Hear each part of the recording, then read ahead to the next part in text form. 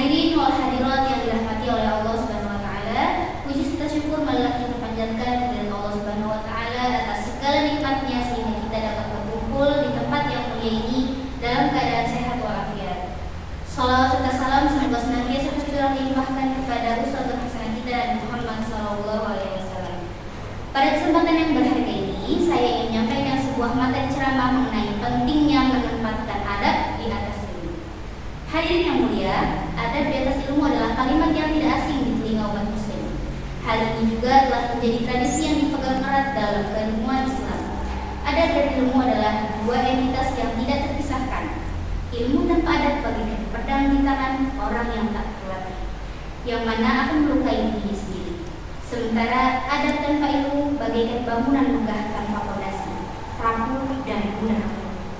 Untuk itu, kita perlu mengetahui lebih dalam lagi tentang hubungan adab dan ilmu dalam Islam, serta mengungkap betapa pentingnya menjalankan adab dan ilmu secara bersamaan agar kita menjadi muslimah yang kafah.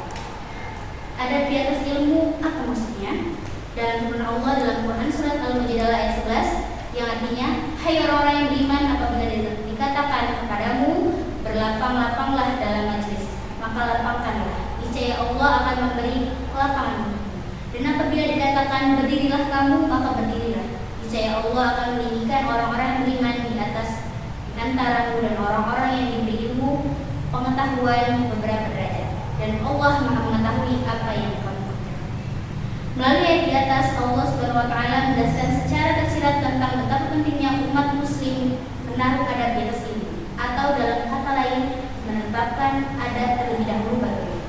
Seseorang perlu mengetahui ketentuan atau aturan yang berlaku dalam suatu tempat atau kondisi sebagai bentuk adab atau akhlak yang baik. Dalil tersebut mencontohkan ketentuan dalam sebuah majlis. Apabila seorang menghadiri majlis, hendaknya mereka mengikuti aturan yang berlaku dalam majlis tersebut.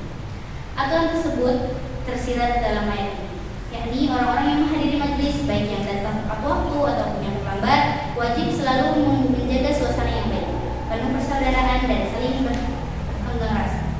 Bagi yang telah datang lebih dahulu, hendaknya ia menduduki tempat yang paling depan, sehingga orang yang datang kemudian tidak perlu melangkah atau mengganggu orang yang telat hadir. Sementara bagi orang yang terlambat, hendaknya ia rela dengan kondisi yang ada, misalnya tidak mendapat tempat duduk. Peristiwa itulah yang dimaksud oleh sabda Nabi SAW, janganlah seseorang menyuruh temannya berdiri dari tempat duduknya, lalu dia duduk di tempat tersebut, tetapi hendaklah mereka bergeser dan berlapang-lapang. Hadis riwayat Muslim dari ini. Dari akhir ayat, Allah menegaskan bahwa Dia akan mengangkat derajat orang-orang yang beriman, taat dan patuh kepadanya, serta berusaha menciptakan suasana damai, aman dan tentram di masyarakat yang merupakan bagian dari adab. Baru kemudian Dia menyebutkan orang-orang yang berilmu, mereka yang menggunakan ilmunya untuk menegakkan kalimat Allah, maka Allah akan meninggikan adab.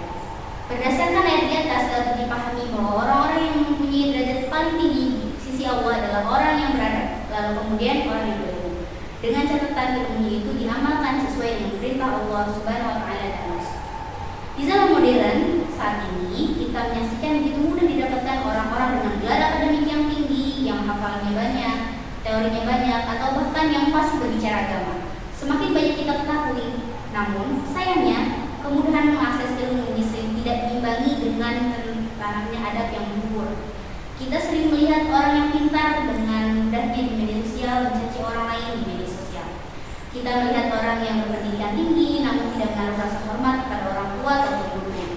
Disinilah pentingnya kita merenungkan kembali esensi dari belajar ilmu tanpa adab hanya akan melahirkan kesombongan.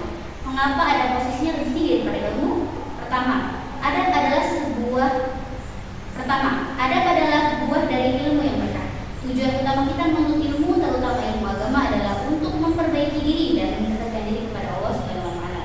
Jika ilmu yang kita miliki justru membuat kita merasa lebih baik, lebih suci dan merendahkan kepada orang lain,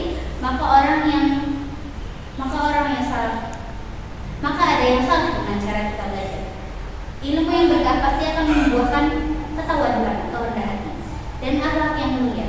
Imam Malik rahimahullah pernah berpesan kepada seorang pemuda Quraisy, pelajarilah adab sebelum kamu belajar suatu ilmu. Para ulama terdahulu bahkan menghabiskan waktu puluhan tahun hanya untuk belajar adab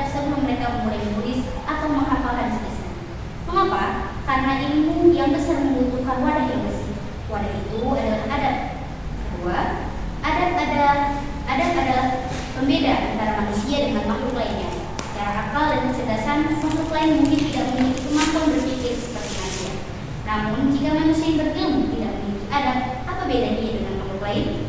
Bahkan iblis adalah makhluk yang sangat alim, pintar dan tahu banyak tentang rahasia langit. Namun iblis dilaknat oleh Allah Subhanahu wa taala bukan karena ia bodoh, melainkan karena ia memiliki adab yang sombong dan menolak perintah Allah karena mereka merasa dirinya lebih mulia. Oleh karena itu, seberat apapun, hebat apapun argumen kita, setinggi apapun jabatan kita, dan sebanyak apapun hafalan kita, semua itu tidak akan bernilai di hadapan Allah dan manusia jika kehilangan adab. Hadirin yang dirahmati oleh Allah Subhanahu wa taala, mari kita jadikan momentum ini untuk mengoreksi diri kita masing-masing. Mari kita didik anak-anak kita, generasi muda kita untuk mengutamakan sopan santun, menghormati yang lebih tua, menyayangi yang lebih muda, dan menjaga lisan sebelum kita menuntut mereka untuk meraih nilai-nilai pendidikan. Pintar itu baik, tetapi beradab itu jauh lebih baik. Sebelum itu, mari kita ingat sabda Rasulullah, sesungguhnya aku diutus hanya untuk menyempurnakan anak yang mulia. Hadis riwayat Al-Baihaqi. Semoga Allah senantiasa membimbing kita semua agar menjadi hamba-hamba yang tidak hanya cerdas secara intelektual, tapi juga mulia secara akal. Aku qouli hadza wa astaghfirullah li wa lakum. Wassalamualaikum warahmatullahi wabarakatuh. Waalaikumsalam warahmatullahi wabarakatuh.